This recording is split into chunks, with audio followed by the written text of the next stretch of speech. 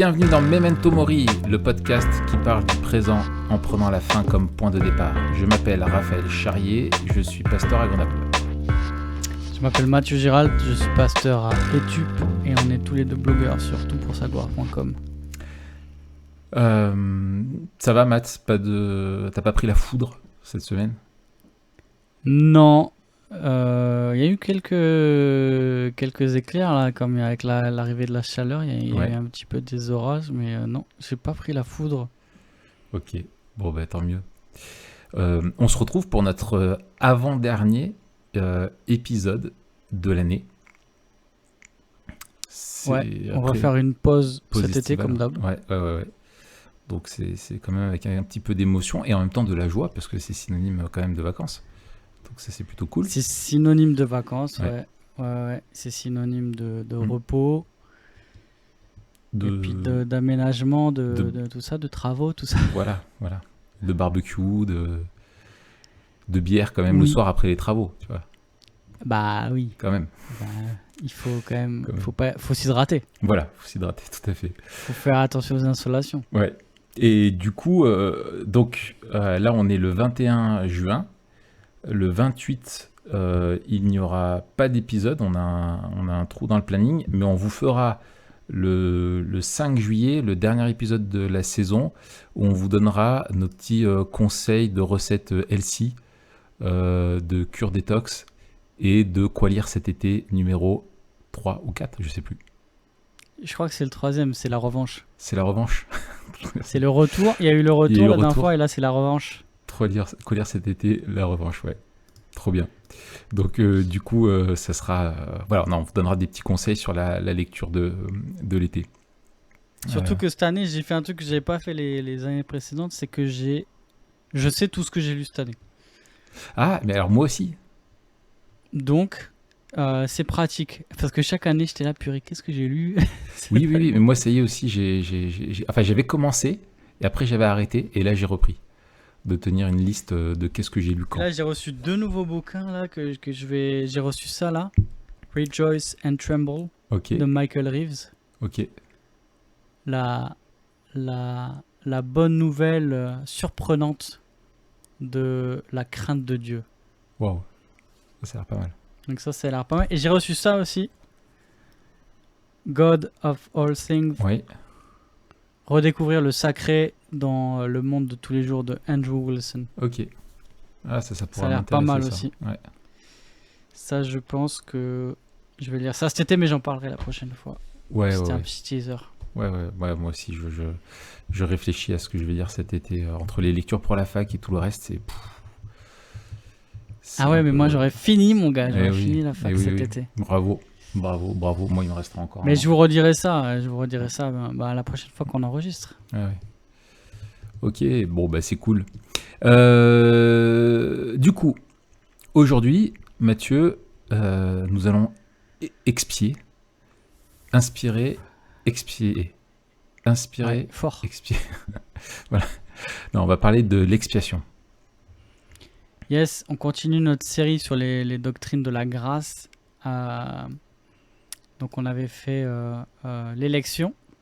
Oui.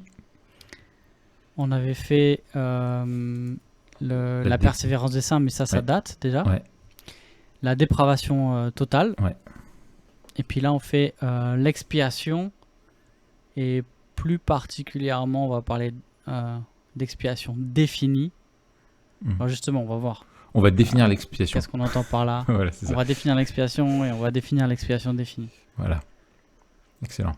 Si on commencera justement par le commencement. Oui. Comment toi tu définis l'expiation? C'est un mot qu'on emploie souvent et comme la plupart des mots qu'on emploie souvent, ils ont un sens plutôt vague parce que c'est un terme technique. Oui. Et donc c'est intéressant de revoir sa définition. Comment tu le définirais? Oui. Alors, effectivement, c'est un terme qui en même temps est simple et en même temps est complexe. Pour faire simple, d'abord, on va commencer par le simple. Eh bien, en fait, donc je te dis par exemple ce que dit Calvin, je trouve que c'est vraiment simple, mais c'est clair. Il dit « Par l'expiation qui a été accomplie par la mort de Jésus-Christ, il abolit tout le mal qui est en nous, afin que nous apparaissions justes devant sa face, alors qu'avant nous étions impurs et souillés. » Tu trouves encore plus simple, par exemple, Grudem, lui, il dit « L'expiation est l'œuvre de Christ, que le Christ a accompli pendant sa vie et dans sa mort pour acquérir notre salut. » Donc, si on fait au plus simple, et après on va développer, l'expiation, c'est la question du traitement des péchés, de telle sorte à ce qu'ils ne constituent plus un obstacle dans la relation entre Dieu et l'homme. Donc quand il y a une expiation, il n'y a plus l'obstacle du péché, l'obstacle que crée le péché dans la relation entre Dieu et l'homme a été réglé, a été annulé, quoi. D'accord, donc on peut dire assez simplement que l'expiation, c'est l'œuvre que le Christ a accomplie pour nous acquérir le salut. Alors oui, alors ça c'est l'expiation accomplie par Christ. Bien sûr, ça c'est l'expiation accomplie par Christ. Et qui... oui, c'est l'expiation que Christ a accomplie, celle-là. Mais l'expiation est quelque chose qui est antérieur à la croix, c'est quelque chose qu'on retrouve au cœur en fait de l'ancien, de la loi du Lévitique dans l'Ancien Testament, où il était nécessaire à cause du péché qui nous prive de la présence de Dieu, de se présenter devant Dieu avec un sacrifice pour les péchés commis, qui se substitue au pécheur et qui endure le jugement à la place du pécheur, quoi.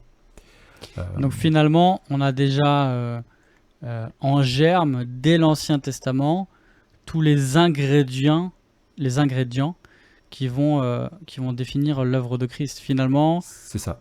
Quand on lit l'Ancien Testament avec les lunettes de la foi, on voit en germe, comme un type. Voilà, tout à fait, c'est totalement un type. L'œuvre de Christ. Un type, un agneau, pas un type, un mec, mais un type, une typologie, quoi. Merci. Je pense que tout le monde avait peur de mal comprendre. Oui. Mais ouais, ça c'est intéressant parce qu'effectivement, l'expiation, c'est un vocabulaire qu'on retrouve à la fois dans l'Ancien et dans le Nouveau Testament. Ouais. Et donc, on peut dire qu'il y a un lien très fort entre l'expiation et l'idée de sacrifice, n'est-ce pas? Ah oui, c'est l'expiation. En fait, comment elle se fait, on va le voir, mais c'est qu'il y a une substitution, il y a une victime qui est autre que le pécheur, que le responsable de la faute, qui va endurer le jugement, donc prendre la condamnation pour que le pécheur ne soit pas puni. Donc il est mort à la place. C'est vraiment ça, la notion de substitution est pénale parce que elle endure la peine, elle a transgressé la peine de la transgression de la loi de Dieu, pour être précis. Et cette expiation a pour but donc non seulement d'enlever le péché, mais c'est pas tout. Il y a la notion de propitiation qui découle de l'expiation. Donc la notion de propitiation, c'est l'autre gros mot, c'est de rendre Dieu favorable, c'est en gros de satisfaire sa justice et les exigences de sa loi. Et c'est pour ça qu'on voit dans l'Ancien Testament, il y avait l'aspersion sur le propitiatoire qui était le dessus de l'arche, où il y avait là les anges qui regardent. Et en fait, eh bien, Dieu voit le sang et sa justice est satisfaite, pour faire simple. Et c'est pour ça que Christ, après, bien sûr, dans le Nouveau Testament, dans Romains, qu'il est la victime propitiatoire, c'est-à-dire qui a complètement satisfait la justice de Dieu et qui nous permet d'être réconciliés avec lui. Ouais, ça c'est super important, je trouve, oui. Cette notion de réconciliation. Là, je le retrouve aussi, je suis en train de travailler sur 2 Corinthiens 4, 5, 6, et c'est vraiment au cœur du message de Paul, là, dans 2 Corinthiens 5, la réconciliation pour tous ceux qui sont en Christ.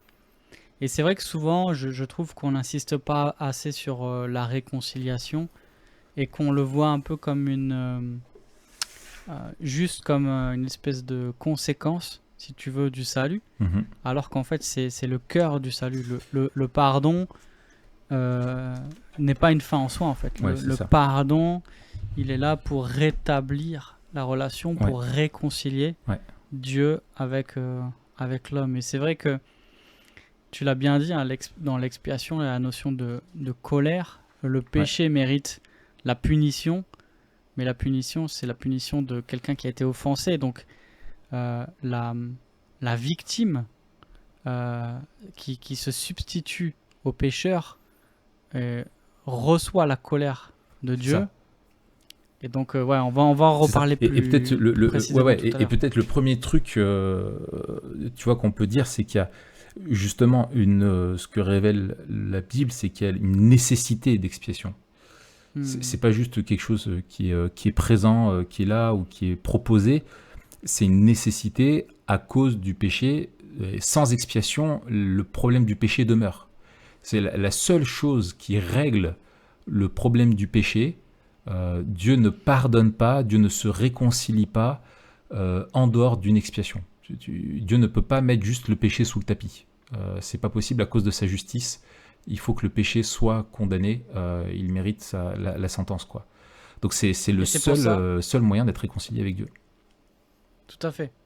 Et c'est pour ça que, alors non seulement il y a l'œuvre d'expiation qui est obligatoire, mais la foi aussi est obligatoire, puisque il faut que celui en fait qui veut être dégagé de la colère de Dieu soit au bénéfice de l'œuvre de celui qui a pris sa place. C'est ça. Dans notre cas, Christ. Et donc, sans la foi en Christ, on ne peut pas être réconcilié avec Dieu. Il n'y a qu'en Christ qu'on est réconcilié avec Dieu. Donc effectivement, encore une fois, on voit le lien entre à la fois l'œuvre de Christ, l'expiation, et aussi la foi et l'application du salut. Ça, on va en reparler tout à l'heure. Mais donc, d'abord, il y a une nécessité de l'expiation, une nécessité de l'expiation qui est liée à qui est Dieu. Tout à fait. Donc en fait, le salut ne commence pas à ce qu'est l'homme, mais le salut commence dans la nature même de Dieu. C'est ça. Et j'enfonce le clou, je comptais en parler un peu plus loin, mais je pense que c'est bien déjà de le dire maintenant. Mais effectivement, avec toute cette notion de propitiation, et du coup, qui offre la réconciliation possible, l'œuvre de la croix n'est pas que pour nous. Elle est avant tout pour satisfaire la justice de Dieu qui veut accorder aux pécheurs le salut. Et en fait, c'est ça qu'apporte vraiment toute la question de la satisfaction dont Calvin parle beaucoup.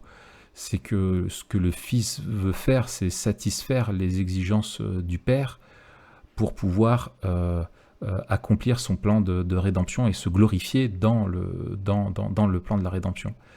Mais ce n'est pas que nous, quoi. Je veux dire, c'est Dieu le fait pour sa propre gloire et sa propre satisfaction également.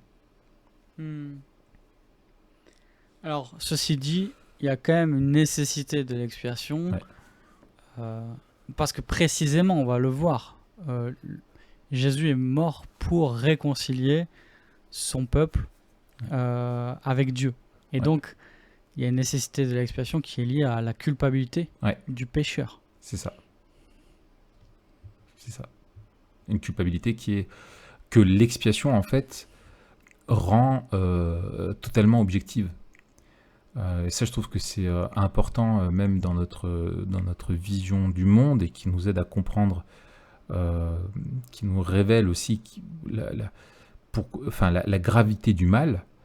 C'est que le mal moral est un mal qui est fait à Dieu et qui nécessite le fait qu'il y ait un sacrifice. Tu te rends compte de la pédagogie, tu vois, pour nous, en fait, on se rend pas compte, mais t'imagines, toi, tu sais que t'as commis un péché involontairement, t'avais pas respecté un truc, tu t'en rends compte, purée, il fallait que t'ailles choper la bête et que tu l'amènes et que tu la vois se faire égorger et tout ça. Enfin, tu vois, il y avait vraiment une pédagogie où ça rend ça objectivise, quoi. Tu vois, ça la rend visible, la culpabilité et la condamnation.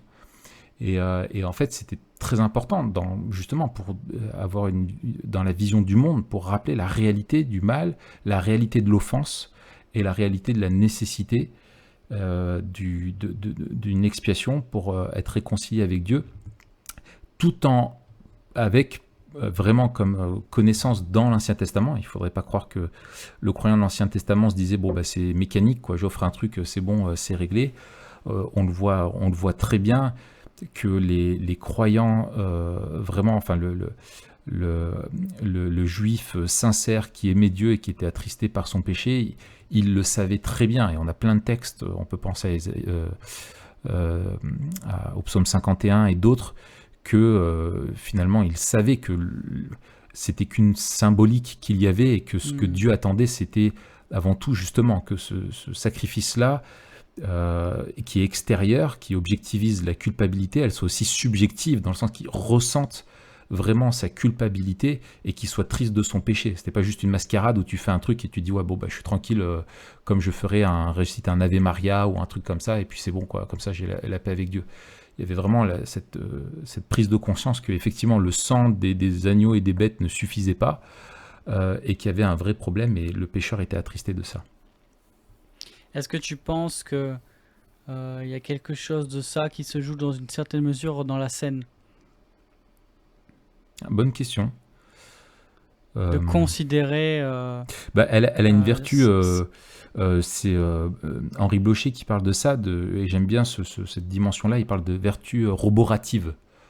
Alors moi à chaque fois je pense à Robocop, forcément, mais roborative, c'est-à-dire que justement le fait de participer au repas du Seigneur est une forme de réactualisation à notre esprit de ce que ça lui a coûté, toute la dimension symbolique du voir du pain rompu, rappeler ce que Christ a enduré sur la croix, le sang qui est rappelé par le vin, etc. Et tout ça constitue vraiment une réactualisation vraiment de la valeur du sang de Christ à nos yeux, nous le rappelle, est une pédagogie en fait par le souvenir que l'on a, et puis en même temps une projection vers l'avenir, quoi. Excellent.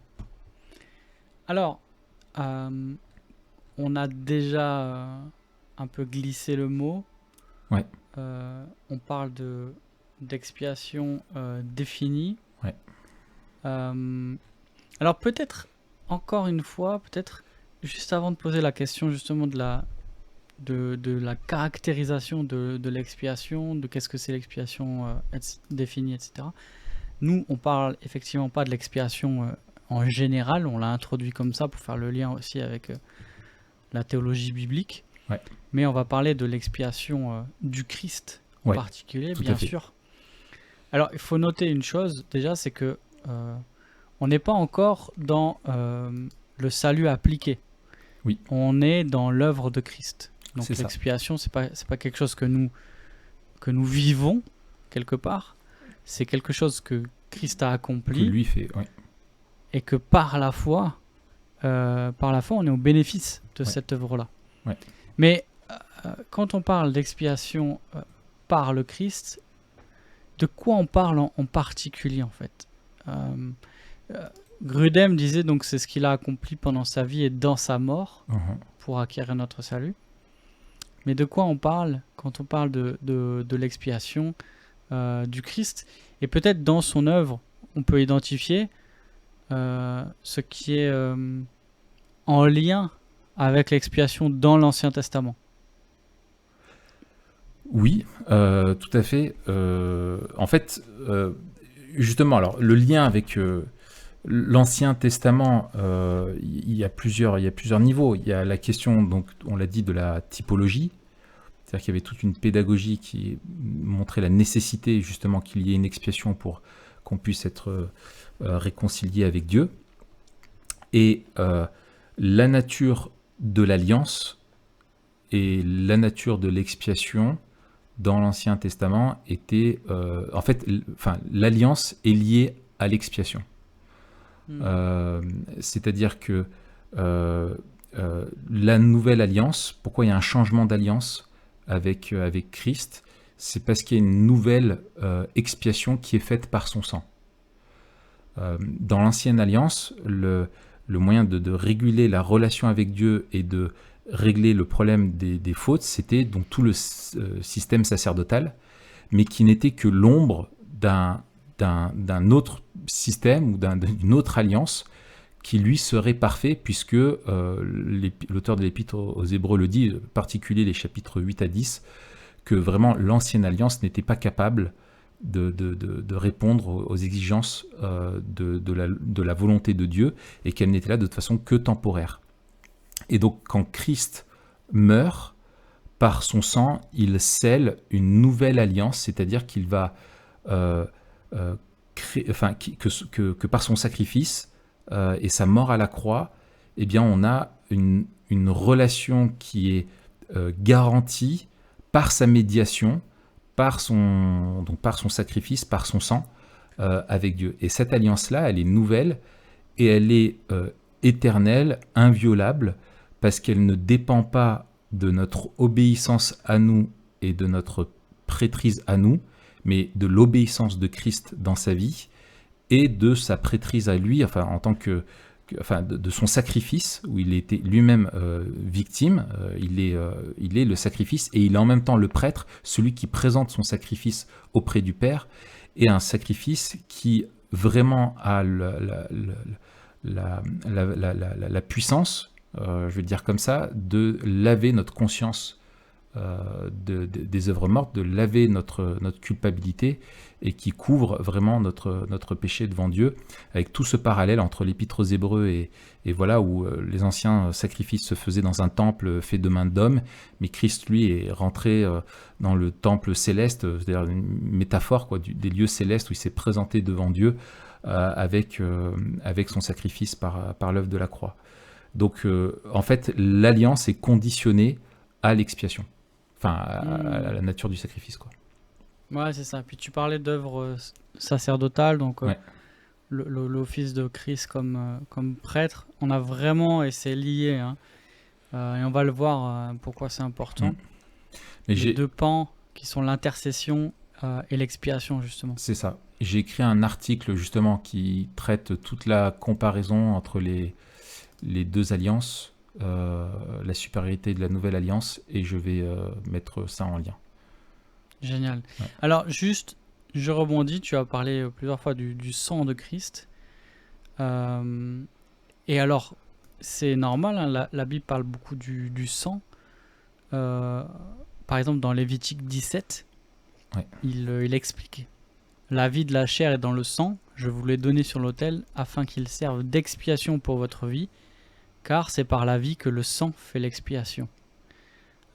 Qu'est-ce que ça veut dire en fait? Ça veut dire que le sang désigne la vie. Le sang qui est répandu désigne la vie qui est donnée. Mm-hmm. Je dis ça parce que parfois on peut entendre des gens qui parlent du sang de Christ. Alors c'est un peu énigmatique. Et peut-être derrière il y a cette idée que le sang en lui-même a une vertu. Ouais. Mais en réalité, quand on parle du sang qui est répandu, on parle de la vie qui est donnée. Le sang en lui-même, il n'a pas de vertu. C'est une métonymie, je crois, la figure de style, quoi. Tu parles d'une partie pour parler du tout, quoi. Exactement. Ouais. Donc ça c'est important de le noter, hein. Il y a pas c'est pas un sang magique. C'est ça, on n'est pas obsédé par le sang ou je sais pas quoi. Hein. Oui, tout à fait. Ouais, c'est une figure biblique. Quand on parle du sang, ouais. on parle de la vie, en fait. Ouais. Et ça, c'est très fort. Je me souviens, dans les romans de Dan Brown, il parle toujours il a une petite obsession, hein, sur le christianisme et le Christ en particulier. Et quand il parle du sacrifice, il parle ça de sang un peu magique, etc. Enfin, il tourne toujours autour de ça, quoi. Ouais. Alors,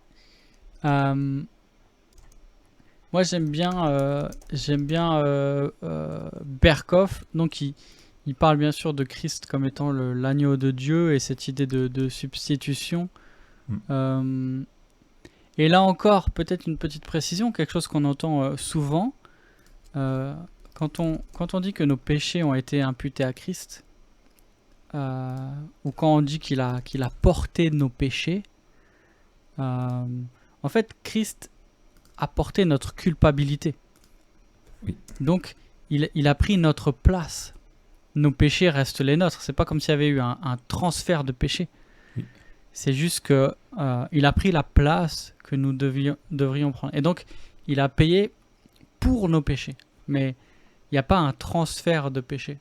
Oui, il a été fait péché pour nous et non pas pécheur pour nous. C'est ça.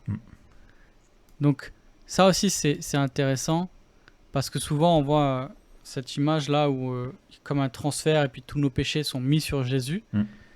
Mais en fait, c'est plutôt l'idée de substitution et de sacrifice. Celui qui devait mourir ne meurt pas parce que celui qui ne devait pas mourir meurt à sa place. C'est ça. Et c'est ça. Et ouais. Et c'est pour ça que il a porté notre culpabilité, mais notre corruption reste jusqu'à la résurrection. Oui.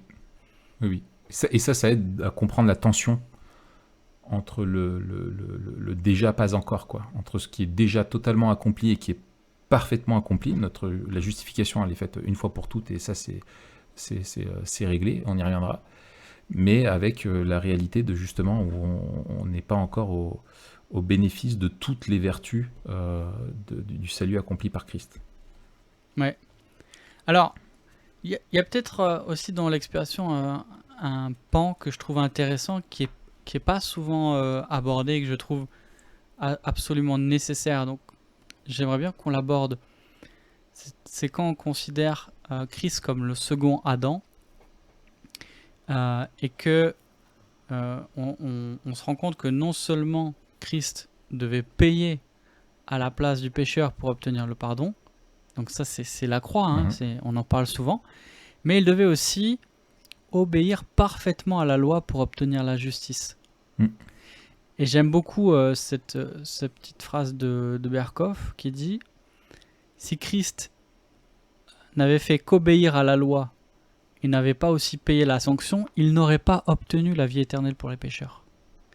Et s'il avait seulement payé la sanction sans remplir les obligations originales de la loi, il aurait laissé l'homme dans la position d'Adam avant la chute, toujours confronté à la tâche d'obtenir la vie éternelle par son obéissance. » Et on parle beaucoup de ce qu'on appelle l'obéissance passive. Pourquoi on parle de passive? Parce que ça vient de passion, c'est la souffrance. Donc c'est par ses souffrances et sa mort que Christ nous a obtenu le pardon. Mais on parle peu finalement de l'obéissance qu'on dit active, c'est-à-dire sa vie parfaite. Pourquoi c'est important quand on parle de l'expiation de parler de cette obéissance active, de cette vie parfaite? Et à ton avis, pourquoi on en parle si peu, Raph, et quelle importance ça a pour notre vie chrétienne? J'aimerais bien qu'on passe 2-3 minutes là-dessus parce que c'est important. Ouais. Alors, bon, tu l'as déjà dit en germe, c'est essentiel. La vie de Christ est essentielle parce que c'est justement lui qui meurt sur la croix. Et s'il n'était pas juste, c'est-à-dire s'il n'avait pas obéi parfaitement à la loi de Dieu, eh bien en fait il serait mort pour ses péchés aussi à lui. Et c'était le cas des prêtres dans l'Ancien Testament, et c'est pour ça que l'auteur exprime qu'en fait il fallait sans cesse qu'un autre prêtre prenne sa place une fois qu'il meurt, parce que ils offraient des sacrifices pour leur propre culpabilité aussi.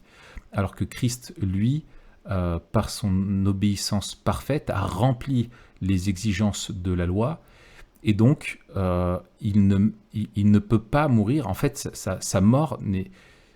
Si on se rappelle que la mort est la conséquence du péché, et le salaire du péché, Christ, lui, n'aurait pas dû avoir le salaire du péché de la mort, quoi, d'un point de vue légal.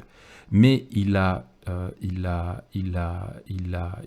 souffert, et du coup, ce qu'il porte à la croix, ce ne sont pas ses péchés, c'est les nôtres qui lui sont imputés. Enfin, c'est pas sa culpabilité, mais notre culpabilité qui lui est imputée. Et du coup, il peut offrir un vrai substitut. Il il est un vrai substitut, un substitut parfait, parce que lui il était vierge de tout, son casier judiciaire était vierge, quoi. Et cette substitution, elle a un double, elle a une autre facette, c'est que non seulement il prend notre culpabilité, mais l'œuvre de la croix ne se limite pas à sa mort, par sa résurrection aussi, il nous donne sa justice qu'on obtient par la foi. Et en fait, sinon, il ne pourrait pas nous offrir sa justice. Donc c'est vraiment ce scandale, hein, ce troc complètement impossible à imaginer pour nous de base, que Dieu offre ça, la justice. Et c'est ce qui permet à Dieu, comme Paul le dit en Romains 3, qu'il a été destiné par son sang à être pour ceux qui croiraient une victime propitiatoire, afin de montrer sa justice, parce qu'il avait laissé impunis les péchés commis auparavant en temps de sa patience, afin, dis-je, de montrer sa justice dans le temps présent de manière à être juste, tout en justifiant celui qui a la foi en Jésus-Christ. Donc en même temps, la justice de Dieu est préservée, puisque notre culpabilité doit être payée et elle est transférée à quelqu'un qui n'en avait pas, et du coup il est vraiment il y a une vraie condamnation, et en même temps, lui, sa justice peut nous être transférée en échange, et donc on peut être justifié. C'est ça. Et l'autre volet dessus, et je pense que c'est quelque chose de très important, et c'est ce qu'on voit avec Ésaïe 53, c'est que Christ n'est pas mort au fond d'une ruelle, tué par des pharisiens, ou sur une place, même sur la place publique, tu vois, à Jérusalem. Il a été mort en étant jugé.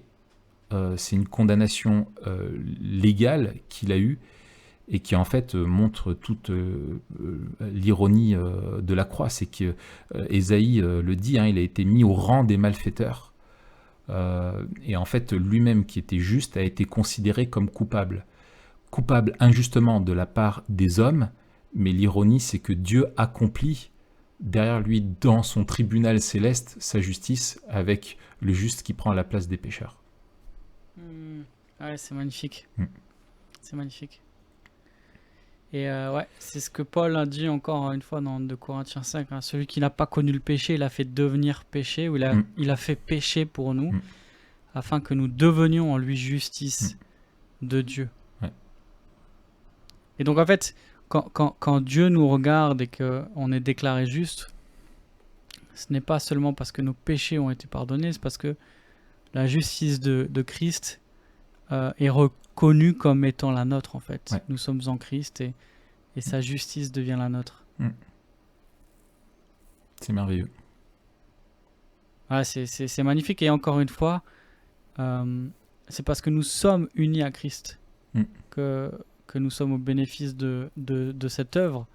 Et donc encore une fois, on insiste, hein, sans union à Christ, on ne peut pas être au bénéfice du salut obtenu, accompli par Christ. Et donc, il y a une nécessité de la foi. C'est le moyen par lequel Dieu nous sauve. Et on ne peut pas être uni à Christ sans la foi en Christ. Tout à fait. Alors, ok. On continue ? On avance ? Oui. On parle on a parlé, enfin, j'ai parlé assez rapidement d'expiation définie, parce que quand on parle des doctrines de la grâce, c'est un des points des doctrines de la grâce. D'ailleurs, c'est peut-être le plus controversé des points des doctrines de la grâce. Après l'élection, je pense que c'est celui qui vient... Ouais. Oui, mais je dirais que c'est encore plus controversé parce que même avant l'élection. Enfin, je veux dire, dans ma tête, c'était avant. Il y a l'expiation définie et ensuite il y a l'élection qui deviennent en deuxième rang, comme discuté. Parce que l'élection, ça va déranger beaucoup de monde. C'est-à-dire en dehors aussi des cercles calvinistes, qu'on appelle calvinistes, mais même au sein du cercle calviniste, l'expiation, parfois, on peut avoir des gens qui sont mal à l'aise avec cette caractérisation de l'expiation comme étant définie. Alors, plusieurs questions. La première, c'est pourquoi on devrait se poser cette question de la portée de l'expiation. Pourquoi c'est important de se poser la question ? Au final, on pourrait dire, peu importe, en fait. Christ est mort, voilà, qu'il soit mort pour tous ou seulement pour chacun. Alors peut-être, est-ce que tu peux définir ce qu'on entend par expiation définie avant de aller plus loin? Oui, tout à fait. En fait, non, je vais pas le faire. Je vais faire l'inverse. non, Okay, non, mais parce que justement, en fait, c'est la question justement de la portée de l'œuvre de Christ à la croix. Si on est... en fait, la question, c'est... et souvent, moi, c'est ce que je remarque dans nos églises. la question est mal posée. Et j'inclus la mienne aussi. C'est que, finalement, Jésus, il est mort pour nous sauver. Ça, les gens disent oui. Mais qu'est-ce qu'il a fait sur la croix? Tu vois, c'est quoi qui nous sauve? Et comme on vient de le dire, c'est la question de l'expiation. Mais est-ce que la question, c'est est-ce que le Fils de Dieu est mort pour nous rendre sauvables? Ou est-ce qu'il est, est-ce qu'il rend notre salut possible? Ou est-ce qu'il a sauvé des gens par sa mort à la croix? Est-ce que c'est potentiel ou effectif? Voilà, c'est ça. Est-ce que la question de l'expiation, c'est est-ce que c'est simplement il nous rend sauvables, ou est-ce qu'il a vraiment accompli, ou est-ce qu'il est mort pour nous à la croix? Tu vois, c'est vraiment quelque chose qui est important. Et d'ailleurs, c'est comme ça que c'est présenté dans la très très grande majorité des églises, c'est-à-dire que oui. La croix c'est pour tout le monde. Ouais. Et après, il n'y a plus qu'à choisir. C'est ça. Au final, c'est toi qui choisis. Alors, c'est vrai que, bon, il faut aborder quand même je pense, cette question-là avec humilité et tremblement, parce qu'on n'est pas juste dans une question de débat théologique, même si on peut avoir une conviction, et moi, c'est mon cas très forte à propos de l'expiation définie. Mais en fait, il faut bien se rappeler de quoi on est en train de parler, et justement, c'est ce qu'on a dit jusqu'à présent. On parle en fait de ce qu'a souffert Christ sur la croix, celui qui est pour nous la personne la plus importante, quoi. On parle de notre Seigneur, tu vois.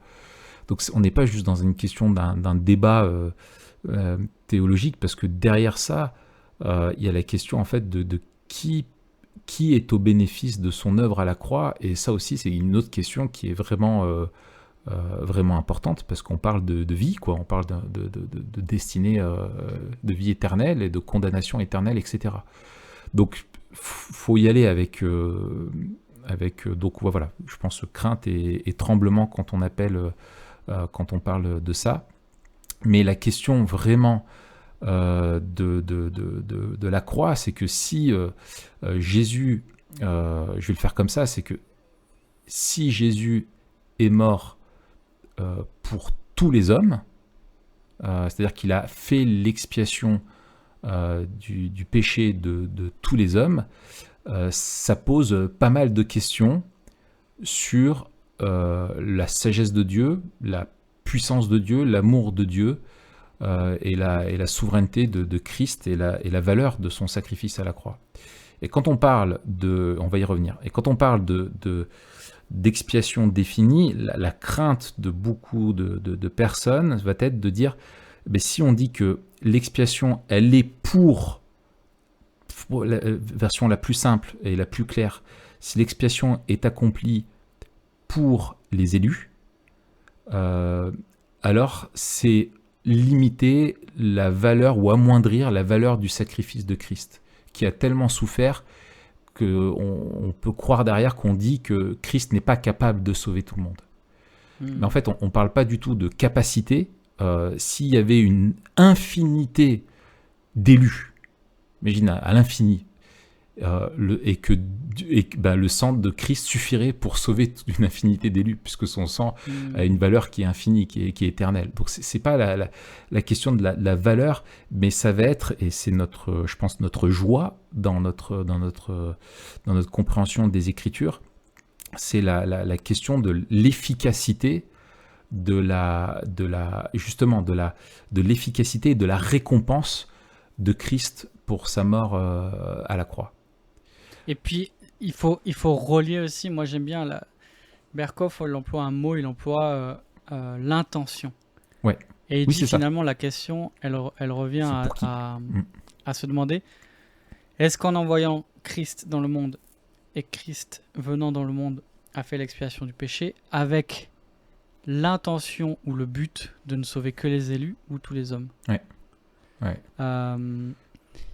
C'est ici, dans notre compréhension, on a parlé de l'élection une fois dernière. Ouais. Et il faut bien comprendre en fait que l'œuvre de Christ par l'expiation, l'expiation accomplie par le Christ, elle est en lien avec le décret d'élection de Dieu. Et donc encore une fois, toutes les doctrines de la grâce dont on parle sont liées les unes aux autres, ce qui fait que, on va le voir, pourquoi c'est important, notamment pour l'assurance du salut et la persévérance des saints. Ouais. Mais là, on voit bien aussi que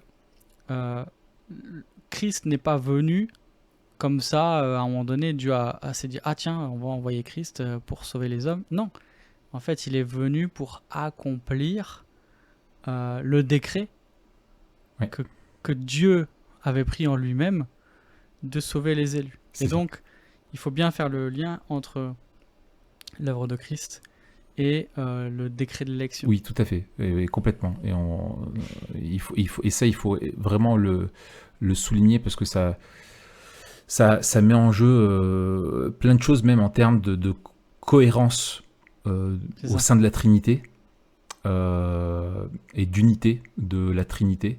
Et après, ça pose des questions, même sur la question de la doctrine de Dieu, où il y aurait entre le Père et le Fils des volontés qui seraient peut-être différentes.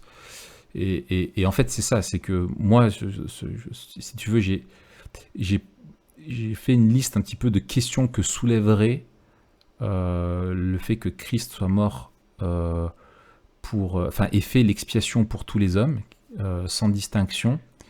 Et ça pose, je te propose ça en fait, justement, c'est que ça pose pour moi 4 grandes questions. C'est celle de l'amour de Dieu, celle de la sagesse de Dieu, celle de la puissance de Dieu et celle de la justice de Dieu. Pourquoi ça pose la question de l'amour de Dieu? C'est que le problème, c'est que si on présente que Christ a fait l'expiation pour tous les hommes, on dit que c'est le message de l'amour de Dieu, et le problème, c'est qu'on présente un amour de Dieu qui, au final, ne sauve pas tous les hommes. C'est un amour qui, à la fin, se retourne en jugement et en colère pour ceux pour qui Christ est mort. Donc ça pose la question d'un amour, tu vois, de côté un peu versatile, quoi, tu vois, qui aurait. Sur la sagesse de Dieu, ça pose des questions dans le plan de la rédemption, tu vois. Est-ce que Dieu aurait fait souffrir son Fils pour le salut de tous s'il savait qu'à la fin, il ne sauverait pas tous les hommes? Tu vois, quelle est la sagesse de Dieu là-dedans, quoi. Et si on admet qu'à la fin, pas tous les hommes sont sauvés, et qu'on dit que Christ est mort pour tous, ça veut dire qu'alors, il n'arrive pas à obtenir le salut pour tous. Est-ce que ça veut dire que sa mort n'est pas efficace dans certains cas? Et du coup, qu'est-ce qui fait qu'elle est efficace? C'est que certains croient. Donc du coup, le choix ultime en revient à l'homme, tu vois. Et ça veut dire que sinon, à la fin des temps, il y en a pour qui il est mort, qui ne sont pas sauvés et qui vont endurer ils vont quand même endurer les peines éternelles. Ça pose la question de cette, au sein de l'unité, dans l'économie de la Trinité. Est-ce que le Fils voudrait mourir pour tous alors que le Père n'en aurait élu que certains au salut? Tu vois, est-ce que le Père ne veut pas sauver ceux pour qui le Fils est mort? Est-ce que, pourquoi Jésus mourrait-il pour des personnes qui au final ne veut pas sauver? Pourquoi, tu vois, c'est ça. Pourquoi est-ce qu'il meurt pour tous et n'en rachète que quelques-uns? Ça pose toutes ces questions-là, quoi. Et puis il faut dire. Alors après, on va peut-être aborder quelques passages qui sont soulevés comme objection on va régulièrement, et il faut les prendre en compte, hein. Ouais. Sinon on n'est pas honnête. Il faut dire là que on entend parfois ce que tu dis, Raph, l'idée que finalement, Christ serait mort pour tous, mais que l'efficacité serait liée à la foi des hommes. Et en gros, qu'il y aurait une potentialité, et pour que ça devienne efficace, il suffirait d'y croire finalement. Mais là, il faut préciser deux choses. La première, c'est que c'est bien l'œuvre de Christ qui est efficace et non la foi des hommes. C'est ça. C'est-à-dire ce qui fait qu'on est sauvé, ce n'est pas notre foi. C'est parce que Christ a parfaitement accompli ce qu'il Christ fait pour nous. Voilà, si tu as une foi immense en Bouddha, tu ne seras pas sauvé. C'est ça. Et c'est parce que Christ a parfaitement accompli ce qu'il devait faire qu'on peut être sauvé. Et puis c'est oublié aussi de dire que la foi, elle fait partie des bénédictions que Christ a acquis par son œuvre. En fait, c'est parce que Christ a fait ce qu'il a fait qu'on peut avoir la foi. La foi, elle n'est pas de nous, en fait. Elle n'est pas du cœur humain pécheur. Ouais. Elle nous est donnée par Dieu comme étant le moyen d'être au bénéfice de l'œuvre de Christ. Et donc, quand bien même on lie la foi avec l'œuvre d'intercession, on aurait tort de ne pas le faire. En fait, ça vient pas de l'homme. Ça vient, là encore, de Dieu. Ouais. Et donc, en fait, on se rend bien compte que tout ce qui est nécessaire à notre salut, c'est Dieu qui l'accomplit. Et nous, comme tu l'as cité la dernière fois, tout ce qu'on fait, c'est rendre le salut nécessaire par notre péché. C'est ça. C'est ça. Et du coup, ça touche aussi, c'est ce que je dis, enfin, le point que je soulevais juste comme ça, sur la question de la puissance de Dieu. Parce que c'est John Owen qui dit ça, il dit si Christ est mort à la place de tous les hommes, il nous faut conclure que sa mort n'a pas été un sacrifice suffisant, puisque tous les hommes ne sont pas sauvés du péché et du jugement. Et donc, est-ce qu'un Christ qui n'arrive pas à sauver ce qu'il veut sauver, c'est Christ, quoi, tu vois ? Est-ce qu'un Christ défait par la rébellion humaine est un Dieu qui est tout-puissant ? Et encore une fois, je pense que c'est parce qu'on a une vision de la croix et même de l'évangile et même de l'appel à l'évangile. Là, on va en parler plus tard. On va en parler après. Si on dit ça, comment on prêche en fait le salut ? Oui, c'est ça. Si on dit que Christ n'est mort que pour les élus, comment on prêche de manière honnête le salut ? Mais je pense, tu me dis ce que tu en penses, que en fait, on a limité la grâce à une offre. Et en fait, on a dit, la grâce, c'est Dieu qui envoie son Fils et qui te donne la possibilité d'être sauvé. Ça, alors que, ça c'est terrible. Que dans la parole, la grâce, c'est quelque chose que Dieu fait en faveur du pécheur. Ce n'est pas juste quelque chose que Dieu rend possible. La grâce, c'est Dieu qui agit dans la vie du pécheur. Voilà. Et quand on lit par exemple dans Ephésiens 2, la grâce de Dieu, c'est celle qui nous rend à la vie. Ouais. C'est celle qui nous unit à Christ. Et donc, c'est pas juste celle qui nous offre quelque chose. Ouais. Et je pense que là, en fait, le problème, bien souvent, c'est qu'on ne parle du salut qu'en termes humains ou que dans un point de vue humain.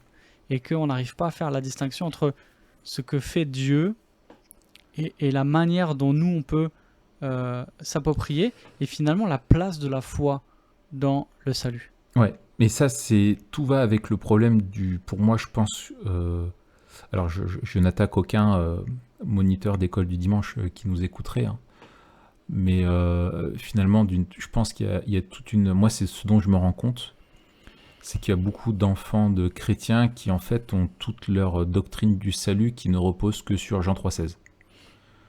Il y a beaucoup, mais des chrétiens tout court. Et des chrétiens tout court, oui. Et en fait, comme si Jean 3,16 disait tout, quoi. Et d'ailleurs, Jean 3,16, quand tu le lis attentivement, c'est bien pour quiconque croit.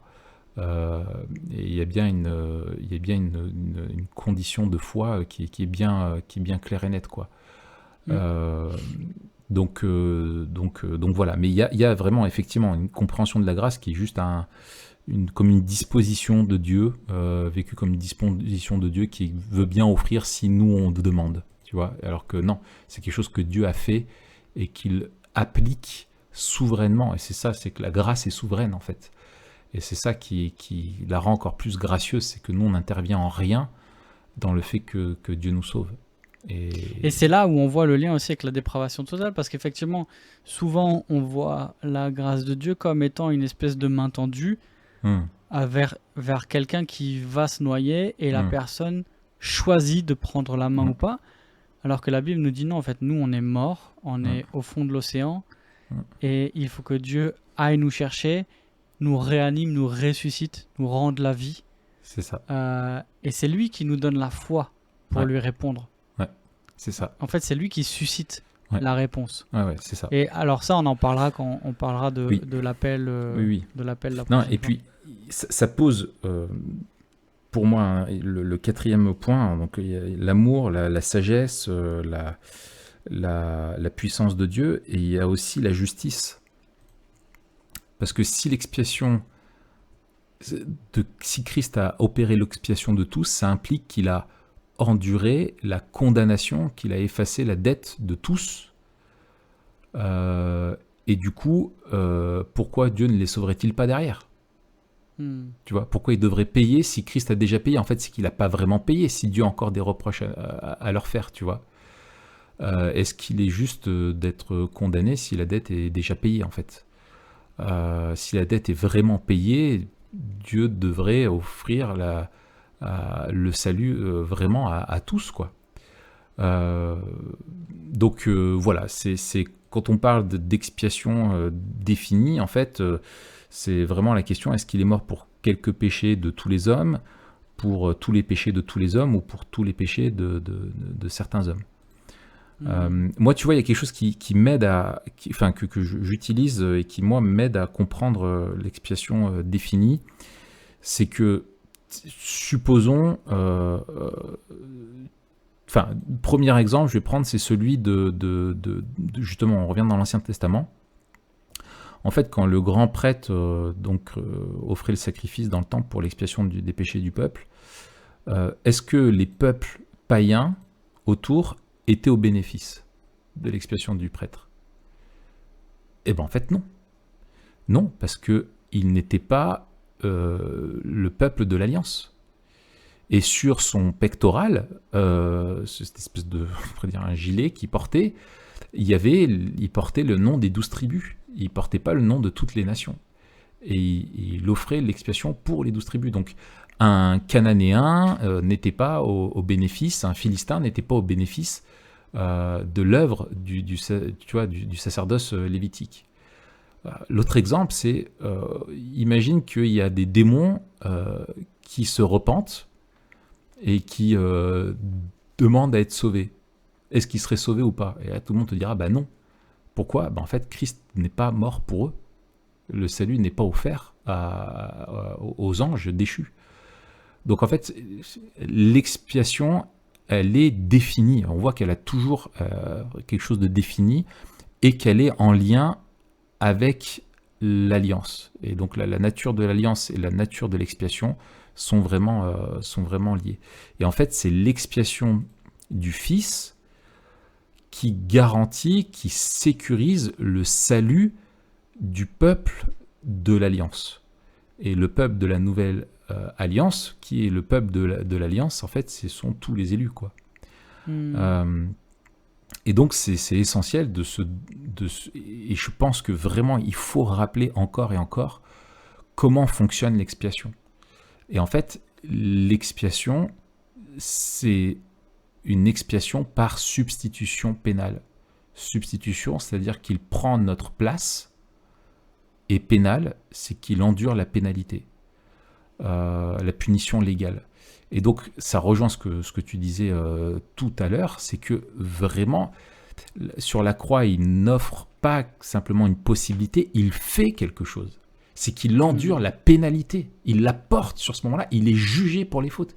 C'est pas simplement il meurt et peut-être que ça offrira quelque chose, non, il prend la punition sur à ce moment-là, sur la croix. Donc il l'accomplit. Et quand il dit tout est accompli, c'est accompli. Enfin, je veux dire, ça rend pas possible. Il dit pas tout est rendu possible. Non, tout est accompli. Donc ça, faut vraiment se le rappeler, parce que sinon, on ne comprend pas finalement la question de la portée de l'expiation, quoi. C'est ça. Et après, on va voir que finalement, on est d'accord sur deux choses. Enfin, on est d'accord sur plus de choses, mais sur deux choses notamment avec ceux qui n'ont pas la même position que nous. Et ça, faut être très très clair. C'est que l'offre du salut, elle est vraiment faite à tous ceux à qui l'évangile est prêché. On reviendra, mais oui, on va y revenir. On n'est pas en train de dire non, on veut pas prêcher à tout le monde parce que tout le monde n'est pas sauvé. Non, l'offre générale du salut, la prédication de l'évangile, c'est prêcher l'évangile parce que c'est le moyen que Dieu a choisi pour attirer à lui ceux qu'il a élus. Ouais.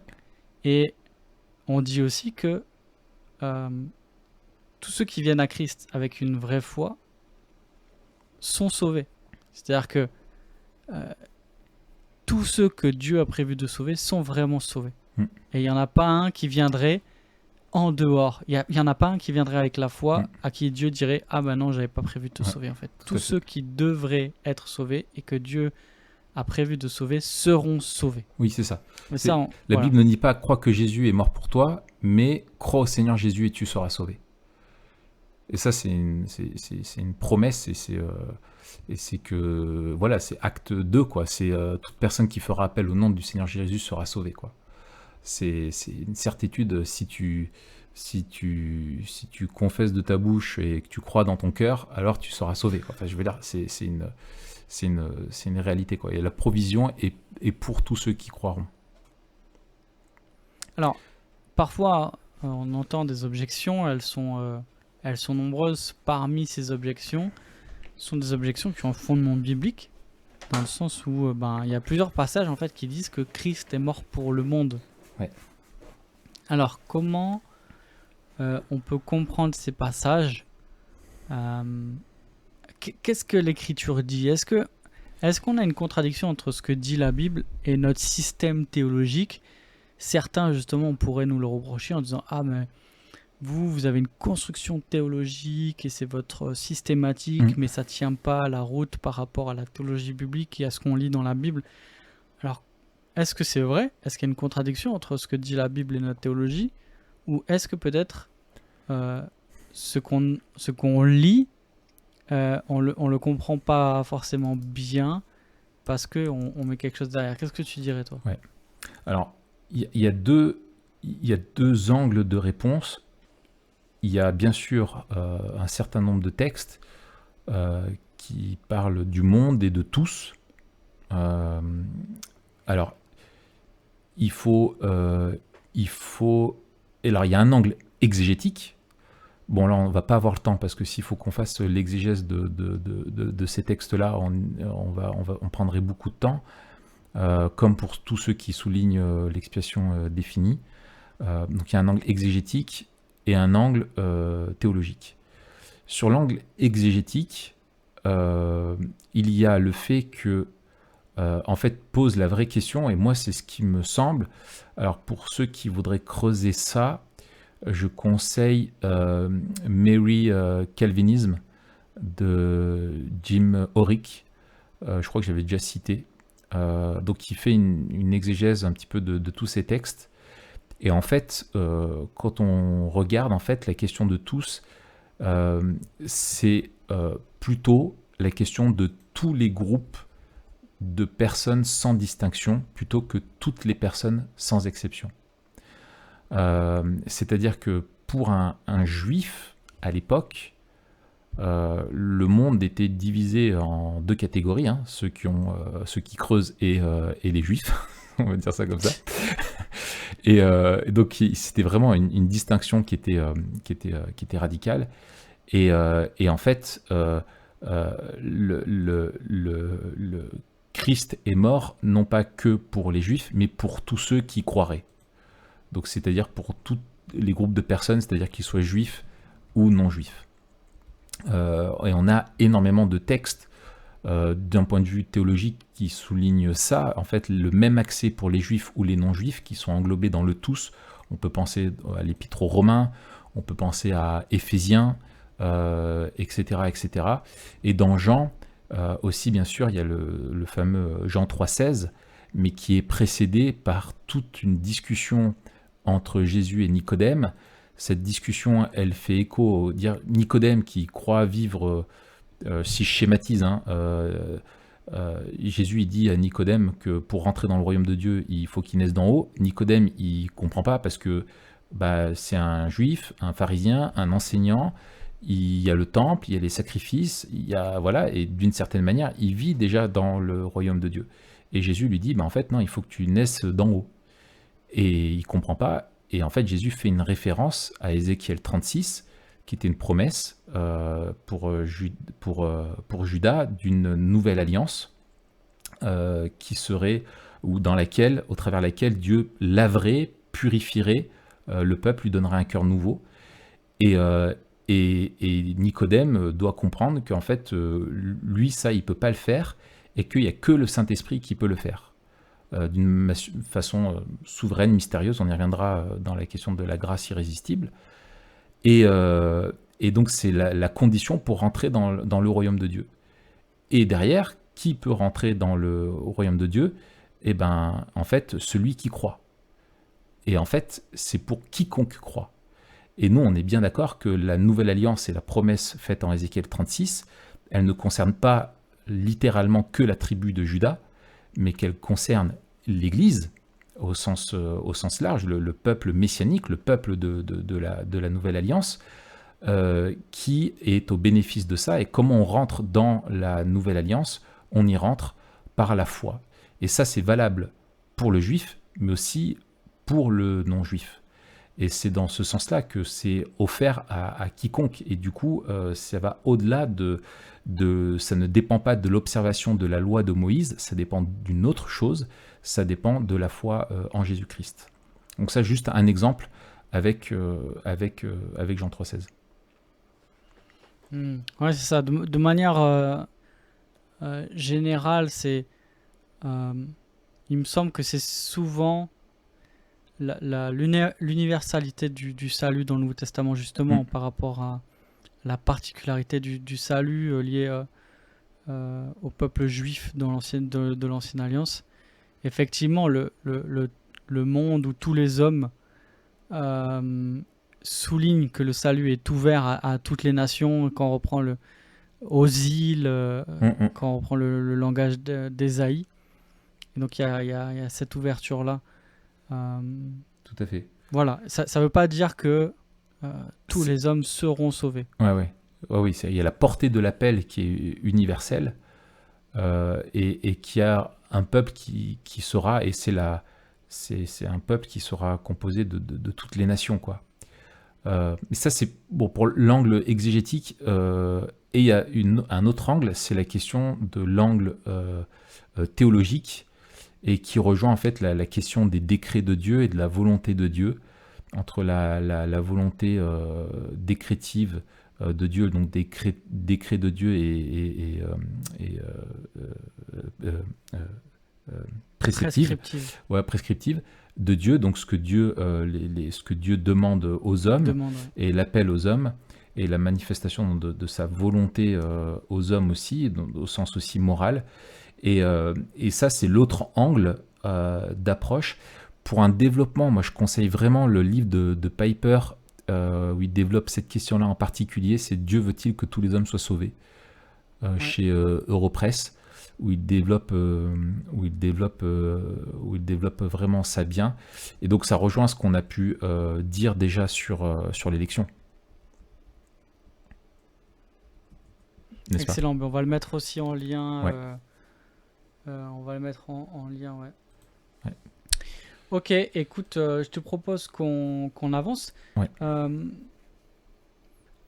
a déjà touché 2 mots, mais est-ce que tu as peut-être une autre raison pour laquelle la doctrine de l'expiation définie est vraiment importante pour notre vision du monde.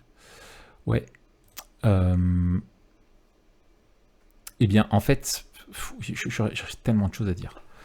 En fait, je pense qu'il est important, si on retient que c'est la nature de l'expiation qui détermine son étendue,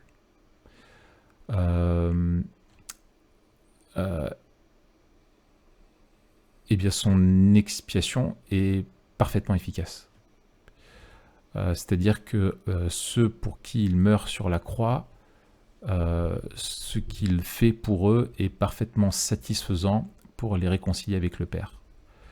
Et que cette expiation, elle ne devient pas une réalité au moment de notre foi.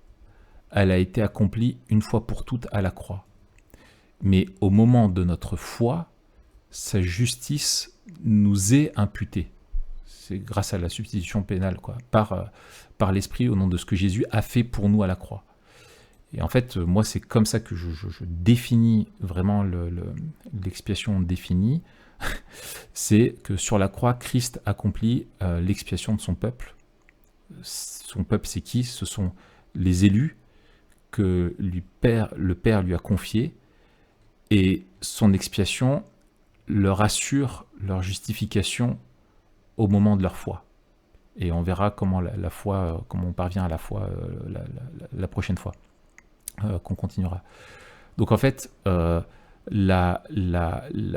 tu le disais tout à l'heure, la rédemption est une conséquence de l'élection et non l'inverse. L'expiation est une conséquence de l'élection et non l'inverse, et est parfaitement, est parfaitement cohérente avec.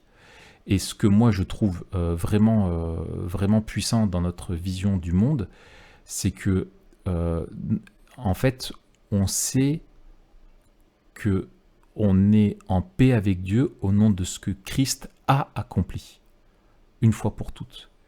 On parlait tout à l'heure de cette objectivation de la culpabilité. On a une objectivation avec Christ où on sait que dans le temps et dans l'histoire, la dette, la condamnation a été endurée, la dette a été payée. Et ça, ça nous permet de nous rappeler, de sortir d'une vision psychologique de notre relation avec Dieu, du comment on se sent avec Dieu. On a une paix qui est objective, une justice de Dieu qui est parfaitement satisfaite. Et quand Dieu nous regarde, on sait qu'il n'a pas un regard qui est plein comment dire, de rejet, ou un regard qui est de regret vis-à-vis de notre salut. Non, parce que Christ a parfaitement satisfait la colère, et nous avons la paix avec Dieu en Jésus-Christ. Enfin, Romains 5, verset 1, Romains 8, verset 1, il n'y a plus de condamnation pour ceux qui sont en Christ Jésus, quoi. Donc ça, je trouve que dans notre vie chrétienne, ça a une valeur qui est vraiment objectivement réconfortante. Ouais, c'est ça. Et puis, souvent, le vrai travail, c'est d'aligner nos sentiments et nos pensées qui peuvent changer, qui sont sujets à variation, qui sont dépendants de notre cœur pécheur, sur la réalité objective de l'œuvre parfaite de Christ, comme tu dis, et que ce n'est pas parce que je me sens pas en paix que je suis pas en paix avec Dieu. C'est parce que je suis réconcilié avec Dieu, ou plutôt que Dieu est réconcilié avec moi, que je peux ressentir cette paix. Et là encore, le point de départ, ça doit être Dieu, sa justice parfaite, son décret éternel, et Dieu ne change pas d'avis. Et c'est ça aussi qui est un soutien formidable, qui est que notre salut, il ne dépend pas de notre foi, il ne dépend pas de notre fluctuation, il dépend d'abord du décret de Dieu qui, avant la fondation du monde, a élu son peuple, et qui a ce pacte entre le Père et le Fils, et que Christ a parfaitement accompli, et que rien ne peut nous arracher Mm. de la main du Père, parce que l'œuvre de Christ, elle est parfaite, Ouais. et que c'est Ouais, en vertu de cette œuvre parfaite qu'on est sauvé, Ouais. et pas de notre ouais, foi. ouais. Et ça, c'est toute la dimension de la propitiation, tu vois, qui est, c'est la colère de Dieu a été détournée, quoi. Tu vois, et voilà, et ça, c'est vraiment essentiel. Et c'est pour ça que la scène est aussi importante, parce que, comme tu disais tout à l'heure, quand pris de regret, je sais pas, le pécheur dans l'Ancien Testament se demandait, ah, mais est-ce que je suis en règle avec Dieu? Il pouvait se rappeler du sacrifice qu'il avait fait. Alors c'était toute proportion gardée, Oui, hein, oui. on n'est pas en train on est juste en train de Ouais. faire une analogie, Ouais. mais de la même Oui, il savait manière, que ça suspendait, ça C'est ça. suspendait. ça réglait pas, mais ça Ouais. suspendait. Mm. Mais nous, de la même manière, d'une manière analogue, on peut regarder à la croix et dire non, je sais que je suis réconcilié avec le Père Ouais, c'est ça. en Christ. Ouais, c'est ça. Et ça, il faut insister là-dessus, parce que même pour moi, le premier, tu vois, c'est Christ, sa mort, c'est pas juste une mesure provisionnelle, elle assure réellement le salut. Elle rend pas seulement rachetable, mais elle rachète réellement. Et en fait, Jésus sait pour qui, et c'est ça aussi, c'est que ça personnalise. Tu vois, quand on parle d'expiation définie, ça personnalise. Jésus n'est pas mort simplement pour rendre le salut pour un nombre random, tu vois, de personnes au pif, mais il est mort pour son peuple qu'il connaissait d'avance et qu'il a voulu. Il est mort pour moi. Enfin, tu vois, c'est pas moi en tant qu'humain, mais c'est moi, Raphaël. Et ça, moi, ça me scie. Ça me scie. Moi, mais et le pourquoi moi, t'en reviens toujours à là. Et pour moi, tu sais, c'est à chaque fois que j'ai fait mon cours, je me dis, à chaque fois, tu vois, je reviens sur deux conclusions, mais ça te pousse à quoi? Mais c'est l'humilité et l'adoration, quoi. Où est donc la raison de se montrer fier, comme il dit Paul? Tu sais, bah en fait, non, elle est exclue. Et pourquoi il nous a révélé tout ça? Eh bien, pour que nous célébrions la gloire de sa grâce, quoi. Et c'est juste ça que ça t'amène comme réponse. Magnifique. Ouais. Alors, on a parlé tout à l'heure de l'annonce de la bonne nouvelle et de la prédication de l'évangile, et comment on peut vraiment prêcher l'évangile si on ne veut pas dire que Christ est mort pour tous les hommes. Ça, je te propose qu'on le traite la prochaine fois quand on va parler de l'appel. Ouais. Qu'on revienne là-dessus. On va reviendra un là-dessus, petit peu revenir là-dessus, et on fera le lien justement entre la question de l'appel, l'appel général, l'appel efficace, et quel est le lien avec l'expiation, etc. Mais ouais. Mais ça doit pas nous perturber dans notre comment dire, dans notre évangélisation. Oui, et puis ça doit être, pour moi, il faut d'abord être extrêmement clair sur l'œuvre accomplie par le Christ, et ensuite se poser la question, alors comment on peut annoncer le salut fidèlement à ce que l'on croit par rapport à l'œuvre de Christ, et pas l'inverse, en disant je vais d'abord réfléchir, ou je pars de mon expérience pour définir l'expiation et l'œuvre de Christ.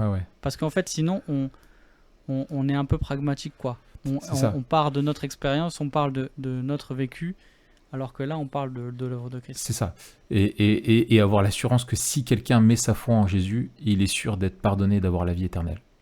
Ça, c'est... Voilà. Et après, il faut faire preuve aussi de charité, je pense, même dans notre... Des fois, il y a des formulations qui sont un petit peu peut-être, on va dire, malheureuses, ou quand on a un regard un peu aiguisé, enfin, malheureuse, je sais pas, non, plutôt imprécise, mais il faut faire preuve aussi faut pas devenir un ayatollah de la formulation théologique. Tu vois, si un frère croit que Dieu appelle les pécheurs à la repentance et que Christ seul peut les sauver, eh ben, ça me suffit, quoi. Tu vois ce que je veux dire? C'est l'essentiel, il est là. Mais si on creuse, c'est pas pour nourrir simplement de la spéculation théologique, c'est que ça doit nous pousser à prendre la mesure de ce qui a été accompli à la croix pour nous, qui sommes sauvés, et nous pousser à la reconnaissance, et nous pousser à vraiment à se dire, mais on doit avoir une vie qui qui est vécu en conséquence. Et même, tu vois, dans notre vision du monde, pour moi, je trouve que ça rend encore plus grave le péché. C'est-à-dire que si là, je me permets de commettre tel ou tel péché, ça veut dire que Jésus, rétrospectivement, l'aura enduré à la croix. Tu vois ce que je veux dire? Enfin, si tu fais le rapport, il a dû payer un jour pour ça. Si moi et en fait, quelque part, tu te dis, c'est comme si tu vois, enfin, ça fait un peu retour vers le futur, mais c'est comme si tu rajoutais à ses souffrances à la croix, parce que tout péché a dû être payé, et il a réellement été payé. Tu vois, c'est pas qu'il a fait un truc symbolique pour nous qui nous donne un accès au Père, non, c'est qu'il y a une expiation pour mon péché. Et ça doit nous pousser à avoir une vie vraiment dans la lumière, quoi. Je te propose qu'on aborde la dernière question. Ouais. Comment cette doctrine nous aide-t-elle à mieux vivre Memento Mori? Ouais.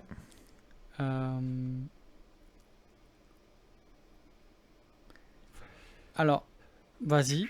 Ouais. Plusieurs choses.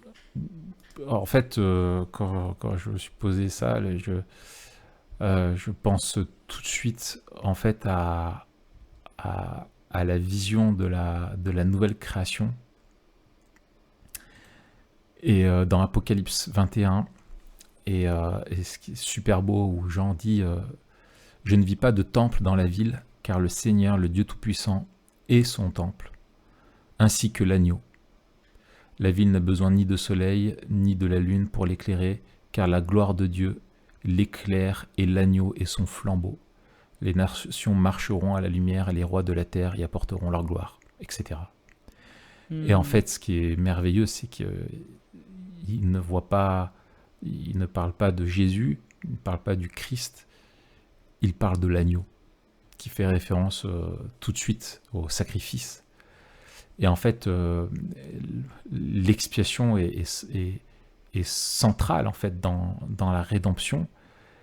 Et c'est Christ est un agneau immolé avant la fondation du monde, ça précédait ça et ça le poursuit dans l'éternité. Et ce qu'il a fait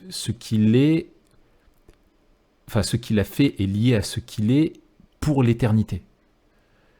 Et c'est pas juste qu'il y ait une expiation, il y a un temps, bon, le problème est réglé, tac tac, allez, on passe ça à côté, et puis maintenant on est ensemble, on est réconciliés, etc. Non, il demeure l'agneau de Dieu, offert pour nous. Et en fait, son expiation est sa gloire pour l'éternité. Et pourquoi l'expiation définie, et pour moi elle est chère, c'est parce que ça glorifie Christ. C'est la vision, la compréhension, il me semble, du salut qui glorifie le plus Christ. C'est Christ est sauveur, oui. Est-ce qu'il arrive à sauver tous ceux qu'il voulait sauver? Oui. Son salut est parfait. Il est médiateur. Est-ce que la médiation est parfaite pour ceux pour qui il est mort? Bien entendu. Il est grand prêtre. Est-ce que son offrande, elle est acceptée? Est-ce qu'elle est satisfaisante pour la justice du Père? Est-ce qu'elle apaise la colère? Ben oui, totalement. Il est berger. Est-ce qu'il perd les brebis pour qui il a donné sa vie? Non, il n'en perd aucune. Il est l'époux. Est-ce qu'il a veillé sur son épouse avec qui il fait alliance? Ben oui. Il est roi. Est-ce qu'il arrive à conquérir? Est-ce qu'il obtient la victoire pour son peuple? Eh bien oui. Tu vois. Et en fait, voilà, moi c'est ça que je trouve merveilleux, c'est que ça glorifie vraiment Christ. Et un autre point, c'est que ça rappelle, si le salut est une expiation définie aussi, l'urgence de l'appel à la foi et à la repentance. Parce que je pense à Jean 3, 36, qui dit que celui qui croit au Fils a la vie éternelle, celui qui ne se confie pas au Fils ne verra pas la vie, mais la colère de Dieu demeure sur lui. Et en fait, l'expiation est liée à la colère de Dieu, à la justice de Dieu, et la colère étant l'expression de Dieu face à l'injustice et au péché. Et Christ règle vraiment le problème de la colère. Par contre, Par contre, tant qu'on n'est pas au bénéfice de l'œuvre de Christ, Dieu demeure en colère contre nous. Et ça pointe vers Memento Mori, quoi. Parce que notre mort, elle signifie notre rencontre avec le Créateur. Ah, magnifique. Et puis, il y a cette image, encore une fois, dans l'Apocalypse de celui qui est digne d'ouvrir les rouleaux et d'ouvrir les jugements de Dieu sur les pécheurs et le salut. Ouais. Sa mort, l'œuvre de la croix le glorifie, quoi. Tu vois, c'est merveilleux. Magnifique. Eh bien, écoute, merci beaucoup, Raph. Écoute, merci à toi, Matt. C'était cool. On se retrouve donc la prochaine fois pour un peu de lecture. Oui. Et puis, on finira, du coup, cette série à la rentrée. À la rentrée. On a plein d'idées pour la rentrée. On va avoir une chouette rentrée. On va charbonner. Cool. Ouais, c'est cool. Eh bien, salut, Matt. Salut, Raph. Bonne fin de journée. On se dit à la prochaine. Salut à tous. Chance. Ouais, salut à vous tous. Et on espère que ça vous aura encouragé. Si vous avez des questions à poser, vous pouvez les poser à Matt. Voilà. Qui les forwardera à Raph. Lui, il va avoir un master. Moi, j'ai pas de master, donc c'est lui qui va répondre. Voilà, il va falloir que tu assumes.